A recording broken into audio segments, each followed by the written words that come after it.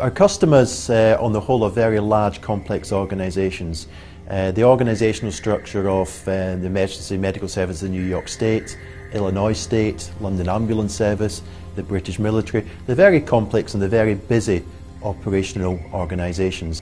A lot of our customers are rurally based, and what we've seen with them is that it's very difficult for them to get all their crews in one place at one time to train. Equally, with those customers who are metropolitan based, they've got to pull their crews off the road to allow them to get trained.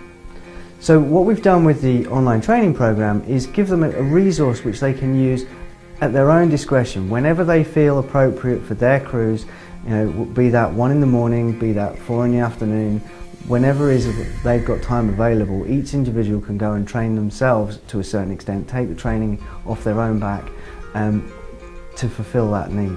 From an organisation's point of view, if we carry out a Train the Trainers programme, what we can then do is quite simply cascade all of our training to a vast number of responders to make sure they've all got appropriate skills. So the actual organisation can have a level of competency in responding to multiple casualties which is very simply achieved.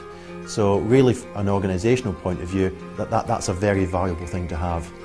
The organisations we deal with are primarily involved in improving care to the injured or ill person. It might be the ambulance service, it might be a rescue service, it might be military medical personnel. But ultimately, their role in life is to improve care, to reduce suffering, and hopefully give as many people the best chance of survival possible. And what we can do by reaching the vast majority of the personnel within the organisation is that we can raise the level of skill in the specific area of multiple casualty care. So to the organisation, we can make the personnel within it more competent. I think there is a huge benefit to an organisation in taking this type of system. Not only do we allow the system to mimic the organisation's structure in the way it distributes the licences, but those managers in the process will get a lot of feedback from their users and their results. What they can see is that they get a consistent level of training because everybody's taking the same test, everybody's going through the same process, and hopefully everybody's passing. And we see that the manager can easily see how many people are passing on a day-to-day basis. So as the users are taking the test in their own time, managers are getting instant updates about what results they're getting. They're getting a good, auditable system which proves competency. So I think two ways it improves and is of use to the organisation. One, we can improve the level of skill of the individual, which ultimately works towards the aim of the organisation of caring for injured and ill people. And two, we can improve the administration of the records of training so they can prove as an organisation that they are competent in the specific skill base for multiple casualty response. Organisations are going to see a quicker uptake in the training.